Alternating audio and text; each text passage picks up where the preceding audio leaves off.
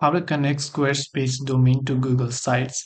If you want to connect Squarespace domain to Google Sites, all you have to do is go ahead and then first of all make sure to open up your browser, and let's say you're on sites.google.com inside a certain site where you want to connect a Squarespace domain, right? Or a custom domain. Now, in order to do that, what I have to do is I just need to go ahead and then once I'm inside the editor of the website, you can see the gear icon, which is the settings icon from the top right.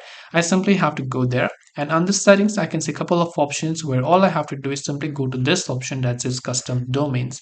So it says make your site easier to remember with a custom domain. All I have to do is just go here and click on the start setup option, and I can simply paste the domain name that I purchased from Squarespace or whatever else I have right here. So basically, if I just go ahead and basically just type in, once I've done that, I can just hit the next option. And once done, you can verify the ownership of the domain and then connect it by pasting your name, servers, and so on.